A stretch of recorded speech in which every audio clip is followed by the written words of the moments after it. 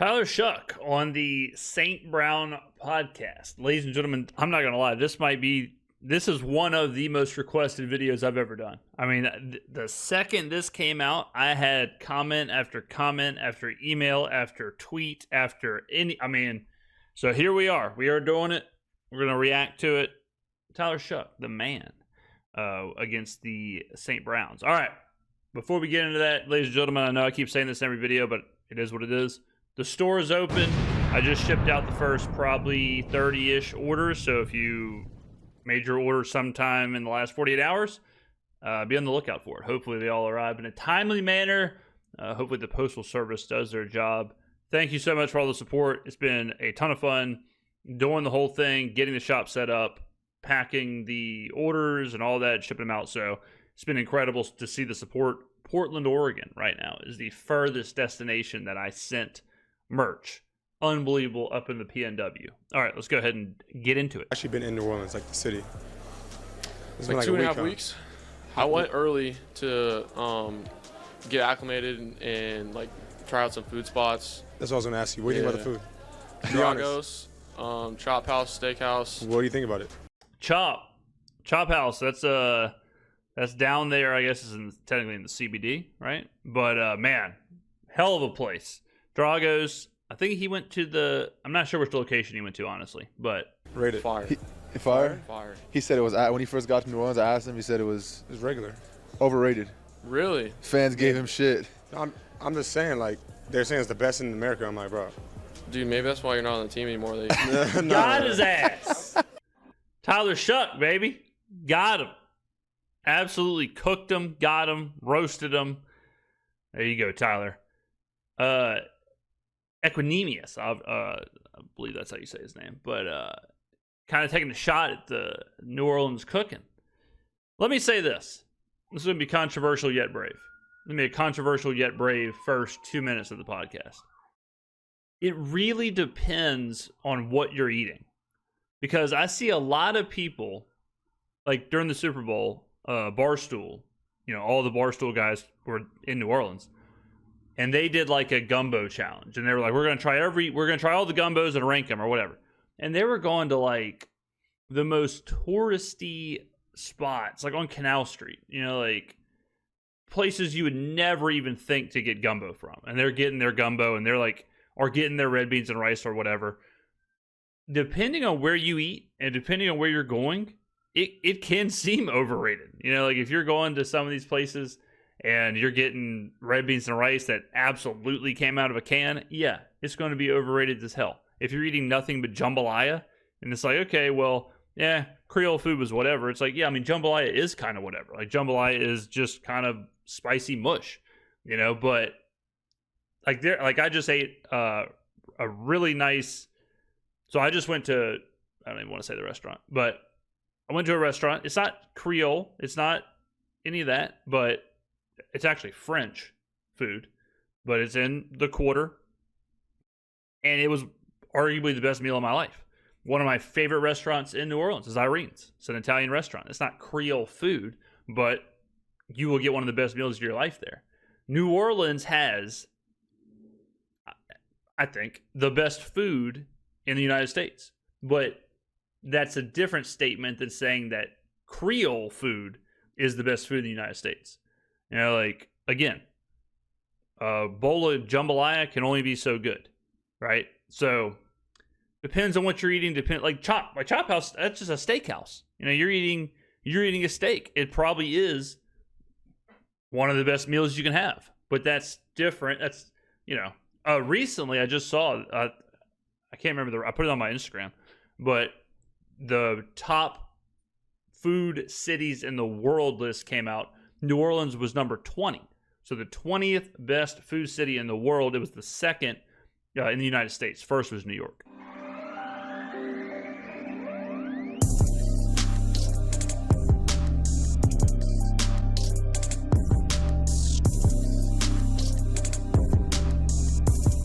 What an intro. I just broke my neck. Oh. What's up, guys? This is St. Brown Brothers. We're here at the NFLPA Rookie Premiere, hosted by the NFLPA and sponsored by Panini. We got a very, very special guest. NFLPA, the NFL Players Association, one of the worst, like we're just constantly getting it wrong. Guest here, Tyler Shough. If you don't know how to pronounce his name, just think fuck and then just add SH in front. So Tyler Shough. Jesus Christ. Second round pick to the New Orleans Saints, quarterback, went to Oregon. Actually, hey, Amon, Shuck is an actual word. If you don't know how to, if you don't know how to pronounce his name, just think. How about you just think Shuck, the actual word? What's going on here? Crazy story. I played him when he was at Oregon, but we'll get into that later.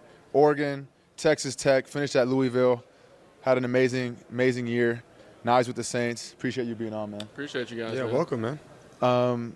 Shoot, let's get right into it. How was the draft, combine, pro day? How did all that go? It was smooth. I think for me, throughout my journey, kind of obviously we had different timelines. The greatest thing that helped me was like my perspective that I had with it. I kind of went into it having fun. My asshole wasn't tight. I wasn't all fucking nerved up. What is going on here? What just happened? That I had with it. I kind of went into it having fun. My asshole wasn't tight. I wasn't all fucking nerved up. I hope I don't make this throw. And of course I'm gonna make bad throws. Right. But for me, I'll tell you this right now. On the bingo card, we're a minute and 52 seconds into this interview. I would not have had Tyler Shough on the bingo card saying, my asshole wasn't tight. That's just not something I saw happening today. It's a shocking situation. That's one of the most pauses of all pauses. That's such a pause that might not even be a pause. That's crazy. It's crazy he just let that rip. I've done a few spots with other collaborators, and kicking down the door and just dropping that in the first minute. You talk about setting the tone. just had fun and was just myself. Got to talk to everybody. Played in 5 different offenses, so it kind of helped me throughout this whole interview process. And then just talking ball, and really enjoyed it. That's what's up, man. What do you feel like? What's your emotions like? What do you think about getting? It's unbelievable. Like he just laid all out there, talked about his beehole, and the response was, "That's what's up," no doubt. Drafted to the Saints. I loved it, man. Yeah. After visiting there, I was, you're gonna be happy wherever you go. Yeah, of course. Yeah. But I was like, man, that would be a really good situation, just with Kellen. Scott Tolzien, he's a quarterback coach. Doug Nussmeier's the OC. They all played quarterback in the NFL. They all kind of speak the same language. They've been together with Dak Prescott and Herbert and Jalen Hurts. So they had really everywhere they've been, they've done really good shit. And obviously Kellen himself. So, and then I got down there and the facilities were great. It was like, at the time, it was like 75 degrees and sunny. I just came from like New York. Yeah, that won't last. New York City, Cleveland, Indianapolis was like 32 and snowing. But I was super happy once it all kind of came together. I didn't realize that Tyler had the Hollywood Hulk Hogan going on with the bleach blonde mustache and soul patch thing into the dark rest of the beard. It's giving Hollywood Hulk Hogan at Sturgis. Together. Yeah, it's gonna get really hot like in the next couple months. Yeah, I know. That's we were chopping up earlier. When OTAs, like when the home practice started, it was an acclimation for me because I went from high school out here to Midwest my whole career, and my first year in the South, and that's like South. That's my first time. Yeah, that is about as real as it gets. Practice without sweats ever. And you're from Arizona, so that's a dry heat. It's gonna be a lot different, huh? Yeah, that's. Texas Tech is that's the South, right? No, not really. It's more west. That's Lubbock, right? West Texas. Is it Lubbock? Where's Lubbock? Yeah. Lubbock, yeah. Yeah. So it's actually drier heat there too. But like Houston is humid. Yeah. Right. But even in the short amount of time, I'm already sweating my ass off. Yeah, It's been crazy. For sure. Just wait. Was there any crazy draft questions or combine questions that you were asked throughout the process? I had a couple What's the weirdest question? A couple teams try and like disarm you, like make you think like this is gonna be a chill interview, right? But they're obviously evaluating you, or vice versa. They might try and grill you a little bit. I think I won't name the names, but one of the coaches asked me, he's like, we're driving to the coast, and you got to bring an alcoholic beverage and listen to music. Like, what are you picking? What kind of beer you were drinking? What kind of music you listening to? And he started off with like, we're not going to draft you off of this interview, so just don't worry about it. I was like, what the fuck? Right. It's like, yeah, you might. And I told him. Yeah. Why else am I sitting here? That's a crazy thing for a coach to say. I was like, I hope you will. Yeah. And I was like, but I didn't want to answer like I knew too much alcohol brands. So what'd you say? It's like I'm not an alcoholic, but I know what to drink. I said like Corona Light. I was like, Right. well, what coast are we going to? Are we going to the West Coast or the Yeah. East True. Coast? What town? Gulf Coast. What's the vibes? I said like Red Hot Chili Peppers or something like Yeah. that. You get some ska music going, some Blink 182, huh? Some Jimmy Buffett. You know what I'm saying? Depends on who's driving. Obviously, if you're driving, you're not drinking. But if you're not, if you're not driving, you're not. What the hell did I just say? If you're driving, you're not drinking. But if you're not driving, you are drinking. Whatever. I mean, that's kind of poetry. Whenever I was a young buck, we used to go from Biloxi to Destin, Florida. Me and my boys. And the goal was always knock down a 6-pack before you get to the Emerald Coast. So now, one time I made a huge mistake and got Bud Light Platinum. This is before I knew what Bud Light Platinum was.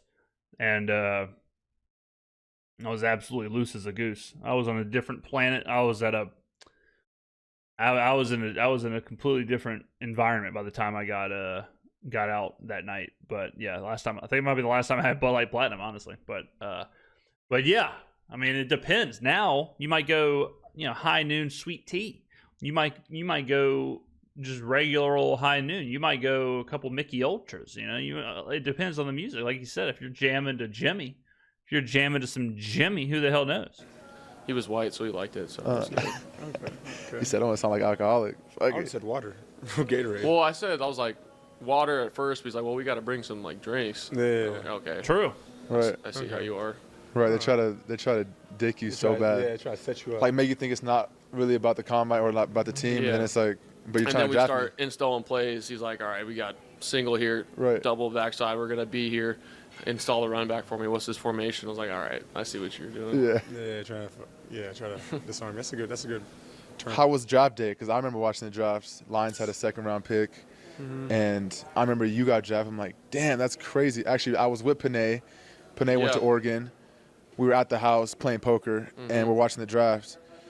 And Panay's like, damn, that's crazy. We went to college. I was like, that's right. He did go to Oregon. Yeah, that's my dog. So how was draft day for you? Were you expecting to go 2nd round? What was like the whole? It's so wild to hear the players. Like Panay Sewell, Jawan Johnson, Justin Herbert, like all these guys who played with Tyler Shough. It's nuts. Yeah, I mean, in my mind, I was like, shit, if I go 6th round, I'll be happy. Right. I was like, last year, I couldn't even fucking walk, let alone play football. So that's like, obviously, you try to manage expectations. I knew kind of throughout the whole process I was climbing a little bit, and I believed in myself and the opportunity that I had. But once it kind I wonder what it's like for a prospect to go through it. Like Tyler Shuck's not a guy who going into the process, he's thinking like, oh, I could be a 1st-round pick or a 2nd-round pick or whatever. He's just at that point, you're just hoping to get drafted. Like you're not a Heisman prospect. You're not a heralded guy during the season, all that. You have some moments, but I wonder what it's like, though, to be close to the draft. And, of course, you're watching ESPN or you're reading draft notes or whatever. And to see your name, like, holy shit, these guys are saying I could go with the 1st round. These guys are saying I could go, like, all of a sudden, then it's insane to think, oh, my God. Like, not, because that pretty much guarantees you're going to get drafted.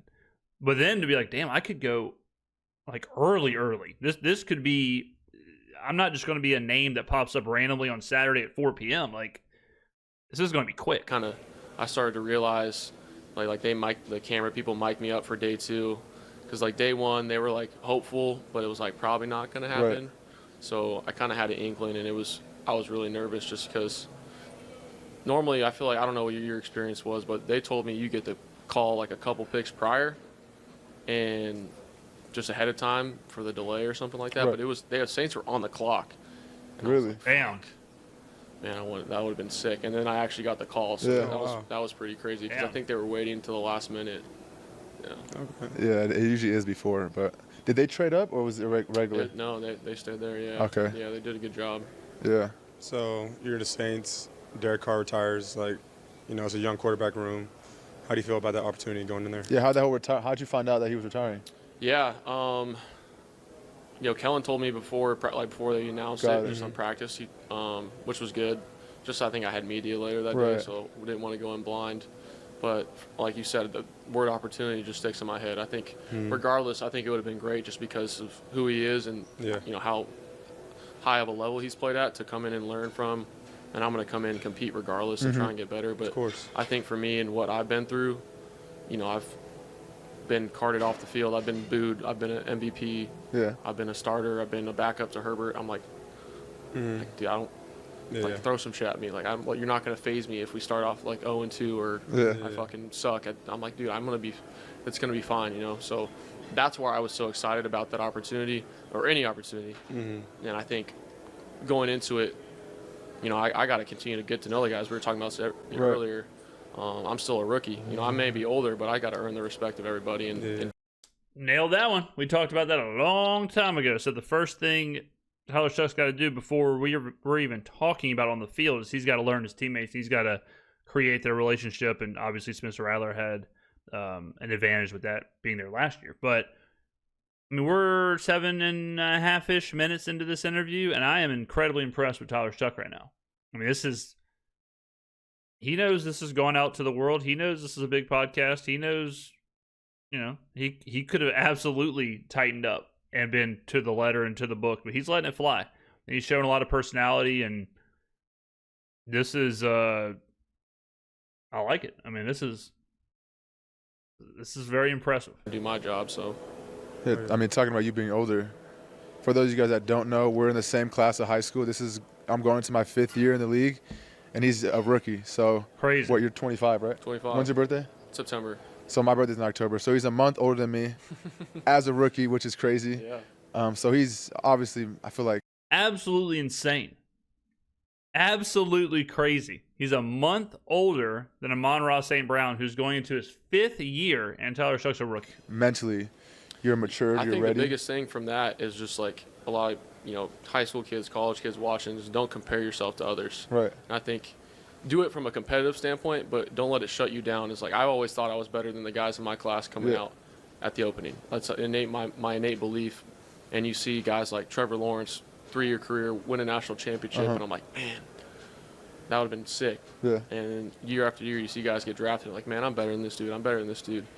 But you kind of have to go through your own circumstance and opportunity to grow as a person and a player. Because if I would have had 3 or 4 years career, who knows? I may be entitled or I may be out of the league at this point. Exactly. And I feel like watching your career, like you said earlier, I feel like you've gone like this.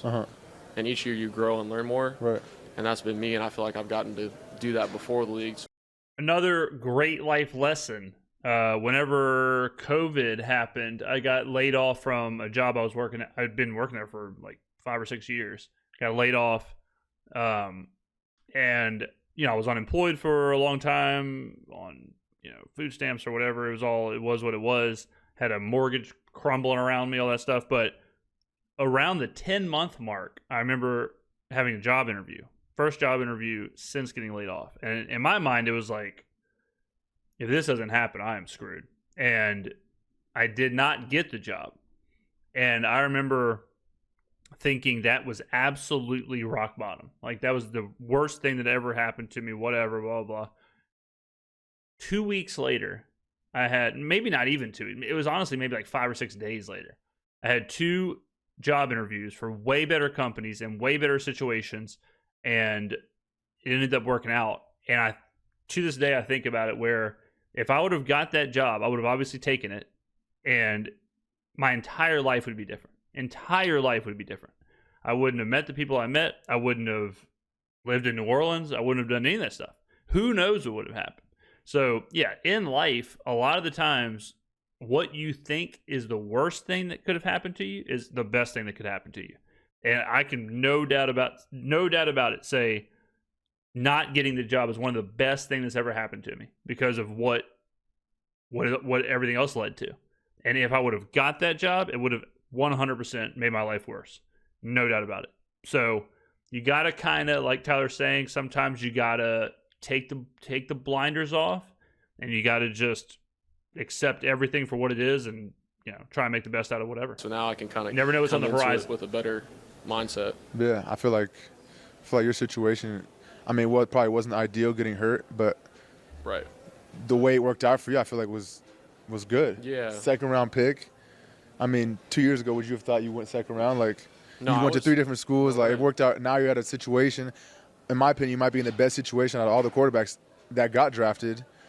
You're at a spot where you can start day one. You can Yeah, be the guy. I I mean, Not to mention, if he doesn't get hurt, if that doesn't happen, he never goes to Louisville, right? Like, you never know what he learned at Louisville or all that. And a big part of him being drafted was he's run a pro-style offense. He's done all this stuff. He has this maturity. You take all the Louisville stuff away. You take away all that. Maybe he doesn't get drafted. Or maybe he gets drafted as a third-string, practice-string-level player. And now he's with Kellen Moore. He's with all these Doug Nussmeier and Scott Tolzien. He's got a chance to start, and he's in an insulated, like, perfect situation. I mean, yeah, the way it worked out, yeah, you don't want to almost rip your leg off, but the fact that it led to this, who knows? He could be the rookie of the year. He could be a franchise quarterback. You just never know. the team is yours, I feel like. I mean, I think Yeah. it's just, you look back and it's like, what are you willing to sacrifice to get to that position? If you Right. had told me as a 20-year-old, you're going to get drafted, but you're going to have to wait 4 or 5 years and you're going to break your bones 3 times and Yeah. you're going to think about not playing football again and you're going to be depressed and you're going to have all these emotions. But if you just stay at it, then I would have done it when I did. Right. But at that time, you're thinking, man, why is this happening? What is going on? There's a lot of unknowns, but that's literally the NFL. It's a game of football. Obviously, you're a free agent right now. It's like, I just want to freaking get somewhere and play ball, and that was the best part about this whole situation, was just another opportunity, really. Right. Oh yeah. How long you actually been in New Orleans, like the city? It's Like been 2.5 huh? weeks.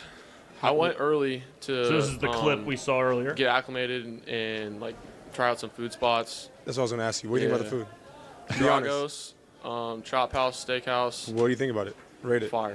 Fire? Fire. He said it was, when he first got to New Orleans, I asked him, he said it was It's regular. overrated.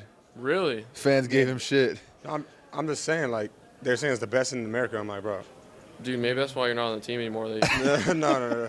And I went to Drago's. It was the first right by the Yeah. by the mall. Yeah. Bro, it was so regular. There's 30 restaurants big out here. Kill But you, bro. he's from Arizona. Is food in Arizona good? Fire. But it's like authentic. It's like Cali. It's like authentic Mexican food. It's a melting pot. The thing about New Orleans is like it's a very niche market of like really good food, in my opinion. It's pretty diverse, honestly. You're not gonna get like San Diego Mexican food, Yeah. but you are gonna get some really good seafood and the steak there. You know what's funny? The best restaurant I went to New Orleans is Nobu Nobu. at Caesar's. I haven't been. at I the heard casino. it's good though. Yeah, it's the best. I'm like, bro, how is that the best in New Orleans? But see what I'm saying? Like, he's not going to the right places. I mean, bottom line, like, he's not going to the right places. I mean, that's just it. And it like, I think right now, the highest rated restaurant in New Orleans is Dracor or Darkor. It's like, what's the pronunciation? But it's like West African food.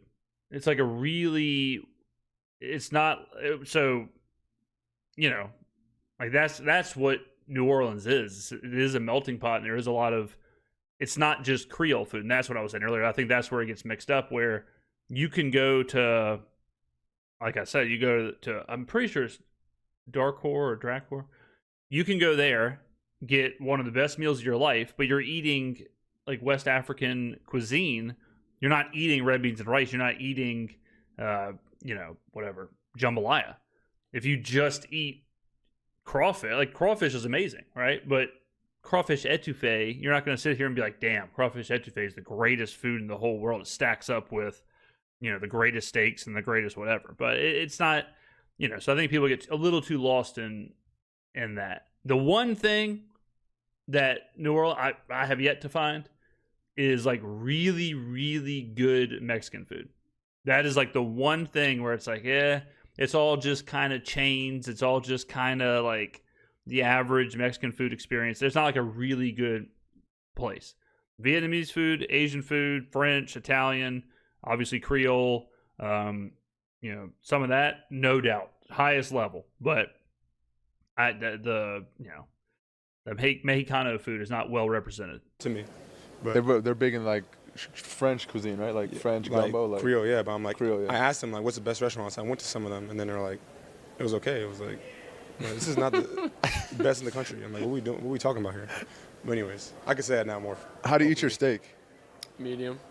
Medium? Yeah. Gotta go medium rare, brother. I think if it's an actual, let me change that. If it's a steakhouse, medium rare. But if I'm at like Roadhouse or something like that, or like I'll probably get medium just to give you a buffer. Okay, I respect it. Medium rare. I'm a medium rare guy. We got some well done guys on this show. And it's like we just tell them get off the show. A lot of your teammates probably. That's bullshit. There's a lot of places that won't, down here, like the place I was just at, they won't allow you to order well done. It's not part of it's not how they operate. It's not it. So it's medium rare or bust. Yeah, that's fucking crazy. There's no way I'm eating my steak well done. No, if it's a reputable place, yes. Yeah. But if you don't know, then Yeah. So you're from Arizona. I know Brock Purdy's from Arizona. Mm-hmm. You guys play each other in high school? And Spencer's from Arizona. Oh, Yeah. Spencer Rattler. Yeah, he went to where did he go? Pinnacle. Pinnacle. Yeah. Yeah, me and Brock, we played baseball together growing up. We played. Oh, wow. We lost in the state semis, 65-63 to him and their team. Played him whenever I was at Oregon in the Fiesta Bowl. That was a crazy game. We ended up losing. So we hopefully get to. I think we play him this year. So That's crazy. Get some revenge. Yeah. Some run back. That's crazy. But we asked all our guests to build the perfect for you quarterback. So I'm gonna give you like 5 categories. And All you right. name like all time. Any quarterback you want, Yeah. you can say. So I'm gonna name 5, but I'll remind you: creativity, accuracy, arm strength, pocket presence, and like mobility, running. So creativity. Patrick Mahomes. Creativity. I feel like it's gotta be Mahomes. Okay. As far as what comes to mind with that is his body and the way he can be creative with different arm Yep. angles. And I think with him, he does all the normal stuff perfect. Yeah. And then you see explosive plays whenever he gets creative with all that stuff. And I think that's to me why he's so good. Yeah. Okay. Accuracy. Gotta be Breeze. Drew Brees. Drew Brees. Another example of like Most guy that accurate doesn't passer look ever. the part, but he was the most consistent and accurate, I feel like, of all time. Yeah. Okay. Arm strength. This one's tough because you think about Favre, you think about like Marino, but then you also think about like Josh Allen, players like that, where it's like, you compare Josh Allen, you compare Brett Favre. It's hard. It's always hard when you go back and you wonder like what would Favre's arm look like now? I'm trying to guess what he would say too. We're 2 for 2 right now, so a lot of pressure on this. It's got to be Allen or Favre. He's an Arizona guy, so Favre might not be top of mind. It might be Josh Allen. I would say Favre, but I think he'll say Josh Allen. Ooh. Dan Marino. Damn. He had a cannon. There you go. There you go. Marino had an absolute. I mean, yeah. Oh, there you go. So I'm going to count that. I'm going to count it. 3 for 3. Pose. Huz. Hauser. Yeah, he's like 7-step drop, freaking. Yeah. Really. Yeah, or you say Josh Allen of present day, but I'm going to go Dan Damn. Marino. Yeah. Old folks. I'm on a different level. Watch him. Pocket presence. Pocket presence is a good one. I don't know. I forgot what the categories were. I don't know if you want to burn Peyton and Brady on pocket presence, but they were really, really, really, really good at navigating the pocket and especially at not taking sacks.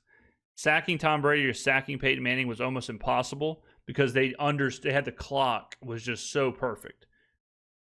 Maybe this is where you burn Peyton, but Peyton or Brady is it kind of has to be the answer. Tom Brady. Damn it! Okay. 4 for He 4. never About 4 got for 4. sacked. Yeah. Yeah. Because of he wasn't as mobile, I feel like he was the best at just maneuvering that, Yeah. getting it out quick. Yeah. And then running mobility. I think a lot of people are going to say Michael Vick here, but I think now it's Lamar, and I don't think it's really close. I think Lamar is he's got to be the gold standard. Now, I will say, though, it kind of depends on how you look at this question because, like, Lamar and Josh Allen are both incredibly mobile and lethal on the ground, but very different on the ground. One is a bruiser. One is much more agile.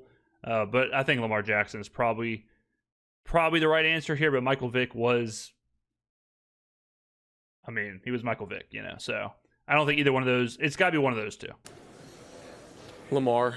Yeah, how's it go? Yeah, it's easy. I feel like I think Derek Henry said it. He's probably one of the greatest carriers of the ball. Yeah. As far as just like limiting, he doesn't take many. Yeah, I think there was a stat. I remember seeing a metric on like short yardage running backs or carriers of the ball, and Lamar Jackson wasn't even close. Like to stop him on 4th and 1, 4th and 2, 3rd and inches, stuff like that, it just doesn't happen. It's not a thing. You can't do it.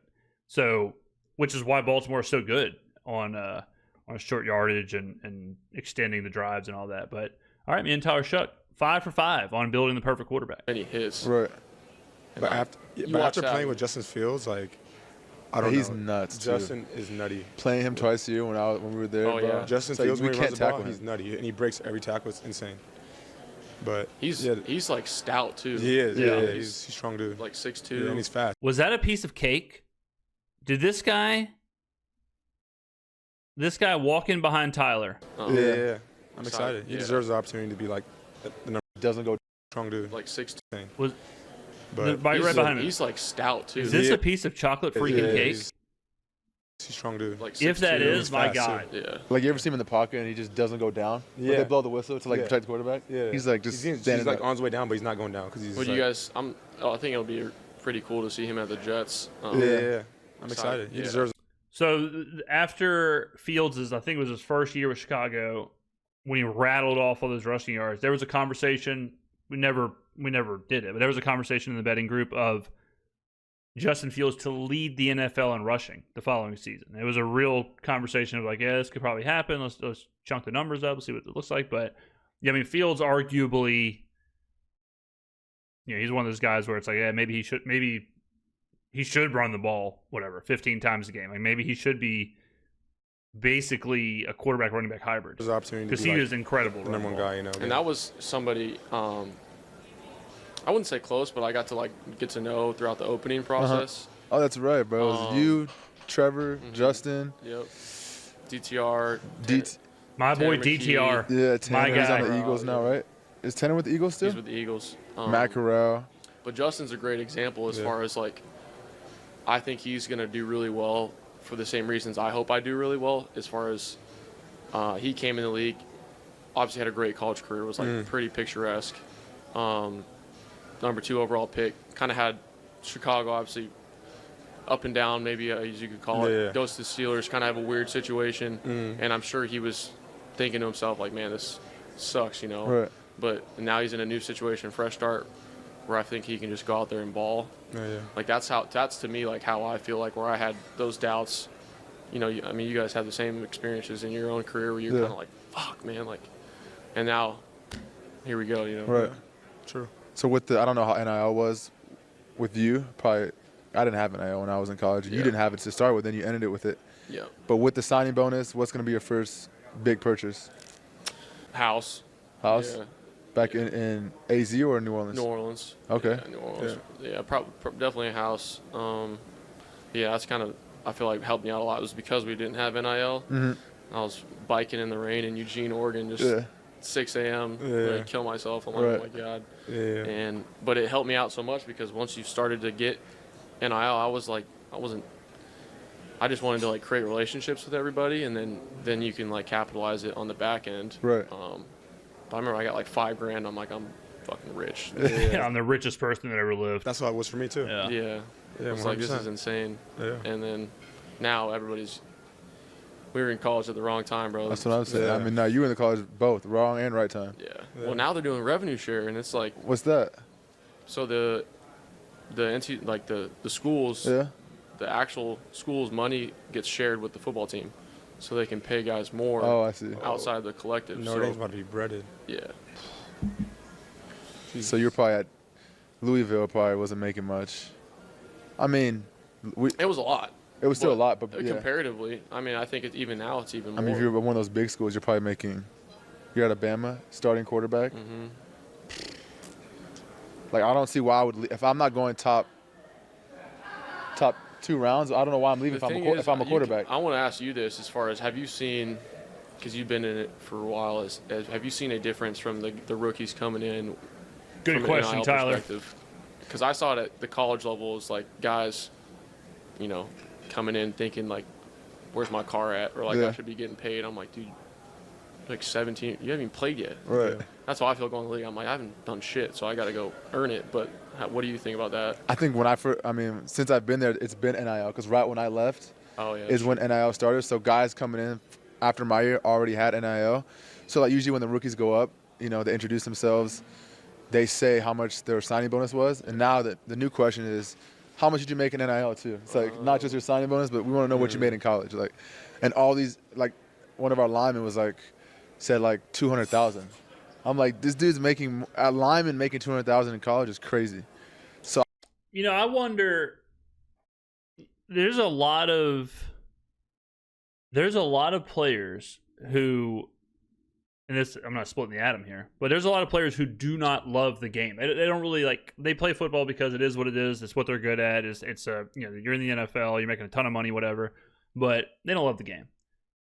I wonder if we're going to see players who are really good, make whatever, $5, $10, $15 million in college and then just retire and then just say, I'm not even playing in the NFL. Or I might play one contract, I might go to the league just to say I got drafted, do it for my first contract, do it for 4 years, make an additional however much money, and then I'm out of there. Then it's whatever. We're already seeing people retire at 28, that second contract hitter.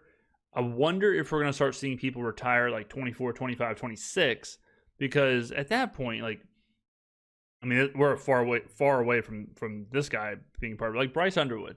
So he was reported of making whatever it was, like $8 to $10 million to go to Michigan. Okay, he hadn't even played yet. So let's say he's as good as advertised. And let's say he makes $10 million every year of his career on average. And let's say he stays at Michigan for 3 years.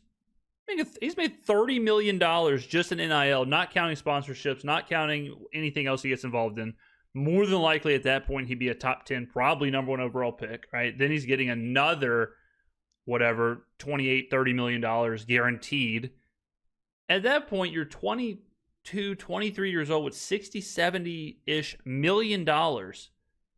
If you don't love the game, why wouldn't you just walk away? I would not be surprised at all if we start seeing a lot more of that. So I feel like, a lot of dudes are getting paid, but it just depends, I feel like, on the person. Like, each player is different. Mm-hmm. Some guys, like I was telling you earlier, like, they come in the locker room and they're ready to work, they're ready to learn. Mm-hmm. And there's some guys that just feel like they already made it. They're the shit. They got paid in college. I went first round. Yeah. I'm about to start. Like, who are you? Like, whatever. I'm not listening to you. They don't listen to their coaches. Yeah. So I think each player is different. But I think Detroit we do a great job of identifying, players that fit our culture and things like that. Yeah, so. No doubt. They do. This is one of our last segments. It's our You Don't Know Ball segment. So we actually just added this and we're having some fun with it. We're basically going to show you pictures of some players that have played in the past, just their face, and you're going to tell us who they are. Okay. He has the phone ready to go. I think it's nine players. Let's let it rip. Calvin Johnson. Bang. Yeah, the boy. We'll try and make it even harder. We'll talk a little bit about each player. Calvin Johnson, obviously, Detroit, went to Georgia Tech. I believe he was number 21 at Georgia Tech, which is insane for a wide receiver. Someone double check me there. For one. Baker Mayfield, Brett. Damn it! I'm not seeing the picture. Yeah, Baker Mayfield, Brett Favre. Fun fact: I also know who took this picture of Brett Favre. Tim Isbell. I worked with him when I was a reporter. Tim Isbell took this picture. Brett Favre, Baker. Favre went to Southern Miss. Baker, obviously, Oklahoma. Favre. 2 for 2. And then Favre drafted by the Falcons, traded to the Packers for the Magic Man. Golden Tate. 3 for 3. Damn it. Golden Tate, Notre Dame. 3. This is the boy, Marcus Colston. Marcus Colston. 4 for 4. What was Marcus Colston? Hofstra? Was it Hofstra?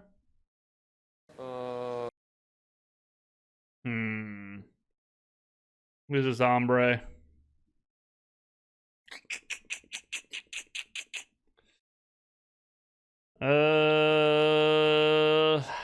It's not ringing a bell. Not ringing a bell. Oh man.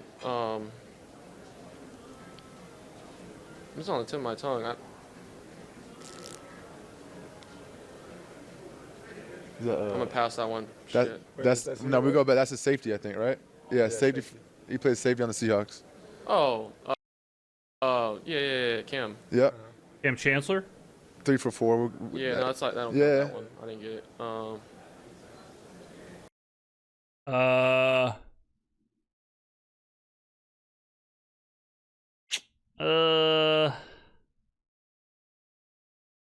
The jersey color's throwing me off because it looks like a Jaguars jersey.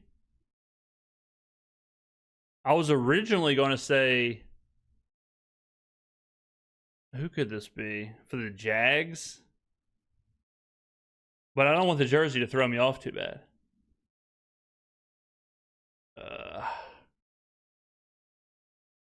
I was originally going to say Antoine Randall, but I don't think he ever played for the Jaguars. Yeah, they got a weird picture here. We're killing him. Yeah, just the face. Give me a hit. Running back. Okay, not Antoine Randall. Fred Taylor? Also did return. Great returner. Oh, damn, maybe it was Antoine Randall. No, a running back, great returner. Oh, it's Darren Sproles? Yep. See, I told you. The jersey messed me up. Jersey messed me up right there. See, it's an Eagles jersey, not a Jaguars. Damn it. Yeah, he's got like I should have known that. Yeah, I'm kind of embarrassed about the Sproles thing, not going to lie. Vince Young, my boy, Texas, Offensive Rookie of the Year in Tennessee. I thought Vince Young was going to be the man. And it's kind of crazy when you think about those situations because it's like he was the man, right? He was the Rookie of the Year. But kind of like RG3, where it's like RG3 was the man. He was absolutely incredible, and he got hurt. Vince Young was the man. One of the greatest games of all time. Texas and USC, National Championship. I remember exactly where I was. when that game happened. Watched the whole thing. Unbelievable. What a guy. Oh, Donovan McNabb. No, damn it, brother. Not Donovan McNabb. Try again. Donovan McNabb went to Syracuse. That's not Donovan McNabb? No. No. I thought that's a different quarterback. Oh, that's Vince. Yeah. That's racist. Dang. No, I said the same thing because the Eagles. Damn, Tyler? Yeah, It bro. throws you off, bro. Yeah. I said the same not- thing. Tyler should be a stand-up comedian. Don't worry, someone said it's a lineman. He's like, I don't do lineman, bro. Vince, he was built. Yeah. That's crazy. You know, that is so true. That's Todd Gurley. That is so true, though, about the lineman thing. I don't do the football immaculate grid game because the linemen throw it all off. Like, linemen, it's too hard to know who the linemen are and where they've played and all that. Yeah, Todd Gurley, Rams, crazy career, crazy circumstances, but stud. I mean, went to Georgia. Todd Gurley. Yep. The boy, Champ Bailey. So Champ Bailey, crazy trade when you think about Champ Bailey being traded for Clinton Portis, just straight up. Just, here's Champ Bailey, we'll take Clinton Portis. And that's an insane trade to think about. One of the best running backs in the game for one of the best cornerbacks of the game. Let it rip. For a long time, Champ Bailey was like the only 99 overall in Madden. And he was a 99 every single year. Saints, man, y'all are trying to kill me right now. He played a. Fun fact, I saw Champ Bailey at the Super Bowl. Or not at the Super Bowl, but during Super Bowl week, when I was walking back from Radio Row, I was walking parallel with Champ Bailey on the sidewalk. And he was like across the street, and we were walking exactly the same pace. And it was right in front of the JW Marriott. And I remember walking, like looking over and seeing him, and he was just like casually by himself, just walking. He had like a to-go cup in his hand. And I was like, man, I know that guy. Like, who is that? And then I kept looking a couple more times, and then eventually I was like, oh, I know exactly who that is. That's Champ Bailey. Mainly on the Broncos. I don't know why. He's trying to throw you off with the jersey. Yeah. It's a Broncos player. Mainly Broncos. What was number 10's name? Was this him? No, he played DB. Number 24. Champ? Yeah. Yeah. Yeah, y'all are killing me right now. Champ Bailey. That's it, I think. That's the last one. I mean, I don't think anyone got Marquise Colston. He's named Marquise. Marcus. Marcus? Yeah, No, so I didn't get Sproles and Cam Chancellor. Oh, shit. So I don't know ball. Yeah, I know. The whole time you're saying Marquise. Marcus Colston? Yeah, Sorry, Marcus Donovan and Vince. Marquise. Don't worry, you didn't say you're a lineman, Vince. Someone said you were a lineman, bro. If you see this, like, you beat USC in the national championship, so I don't feel bad, but I do feel bad for you. Our last segment, obviously. Bro, we didn't even talk about USC, how we beat your guys' ass. Ooh, yeah, speaking of Whoa. that. Yeah, When you were at Oregon? Yeah. Bro, I mean, Oh, you guys, how many times you beat him? Every time? Well, yeah, he beat me twice. Well, Yeah. Herbert Herbert was a quarterback one year, And I played. and then he And played then- the second year. And you lost twice? That was what, the Pac-12 championship? Yep. Bro, I don't want to get into this, bro. Damn. But you guys are always losing. What's up with that? Bro, Bro. you know who comes to mind is shout out Talanoa Hufunga. Dude, he was a beast. I remember game planning for him. Safety. Yeah. He was like lined up at post safety, boundary safety. Yeah. He got a sack on coming off the edge. I'm like, what is this? This guy plays everything. Right. Yeah. Yeah, you guys are nice. Who went off that USC game? Was is it watered down, Juwan? bro. Juwan? Went off, yeah. I think the year before he had like crazy, like 3 or 4 touchdowns, something crazy. But when we played them, bro, it was COVID year. We were like, were we undefeated at the time? I think so. So I can't remember the years and all that stuff, but USC was in a really bad spot right around this time. And I remember one of the games with DTR, I was in Vegas. I was at Circa. And I put at the time, probably one of the biggest bets I ever made on UCLA and DTR to beat USC. And I think DTR had like 6 or 7 touchdowns that game. He was incredible. But that was like right around the end of the Clay Helton era, I think, in USC. So, yeah, they were in a horrible, horrible way. Horrible way. I mean. So we're going to the Pac-12 championship. It's like our 6th game of the year, Pac-12 championship, whatever. Yeah, it was ridiculous. And we were kind of in it all game. And we're going down to the end. My boy Keaton Slovis. Love you, Keaton. Slovis, yeah. I was about to say Keaton Slovis was the quarterback. He ended up going to Pittsburgh. He played all over the place. But I think he went to Pittsburgh, transferred there. But yeah, Slovis was a great example of like, man, USC has fallen far. He's rolling out, trying to throw it out of bounds. And who's your safety that had dreads, bro? He was low-key like dark-skinned dude. Not Verone McKinley. Different safety. I think Files, he tried to throw it out of bounds And threw a pick. and threw it inbounds and threw a pick. I was like, damn. And I hurt my shoulder that game too. I was like, And that's USC yeah, I tendencies think for you. that was my last game. I'm done. And it was COVID. It was like, damn. yeah, you guys are nice. And then you left. Yeah. And then who was Oregon's quarterback after that? Anthony Brown, and then Bo. Were you there with Travis Waller? Say again? Were you Travis there with Johnson? Travis Johnson? No, I don't think he was there. He's Travis Johnson? No, he was He before. transferred? Yeah. Okay. Yeah. Familiar though. Okay. That was my high school quarterback. Yeah. Oh, that's right. Yeah. Small world, bro. Yeah, it is. It's crazy. Small world. Panini is the exclusive trading card partner of the NFL and NFLPA. Came out of nowhere. Collect all of your Thought we were favorite about to talk players and the sandwiches. top rookies in this year's NFL draft class at www.paniniamerica.net. So here we have 2 packs actually. We have an optic pack. I guess these are one of the top packs that something I've learned this weekend is these are top packs. We got an encore pack, which I don't know how special these packs are, but I'm gonna let you open both. I don't know how much you know about trading cards, or Not much. Been learning more though. I was a baseball trading card. guy Okay. Back in the day. Let's go Encore first. Limited edition, debut edition actually. yeah, debut edition. Do you know which cards are like rare? Which cards like? Man, I tell you what, so I've been recently getting back into the trading card game, obviously. We're going to be doing some pack openings, box openings soon. I've got some top Series 2 baseball. We got some Bowman Chrome college football coming, so we're going to do that on the channel. I got a custom mat that I can open stuff on, and we're getting everything ready to roll. But like right now, I've just been holding these. These are like some Bowman college football that I opened a long time ago. But it's crazy now where it's like, oh, this is a shimmer. Oh, this is a pink superfractor. This is a black superfractor. This is a golden superfractor. Oh, this one's this, sawdust special, blah, blah, blah. It's like, man, they got to make it easier to know like what the chase cards are and what you're looking for. I can't keep up with all the different fractors. Like, I don't know what's pink. I don't know what's like, oh, this is a pink. This is a pink Walker White, not Breaking Bad, superfractor. But then it's like, oh, is it a wave design? Is it a shimmer design? Is it a checkerboard design? Is it a whatever?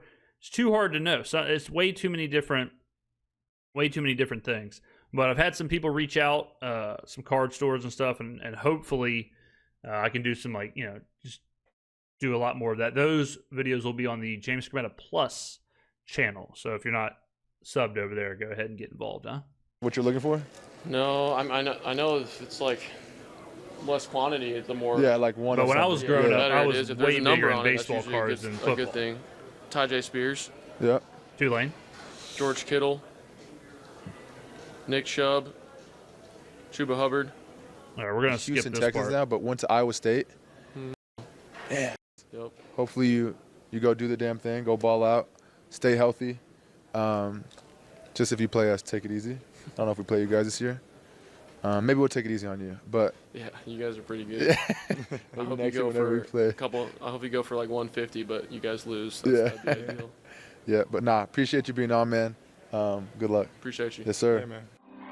That was nice. That was good. Tyler was great. I mean, he was very personable. He has a great personality.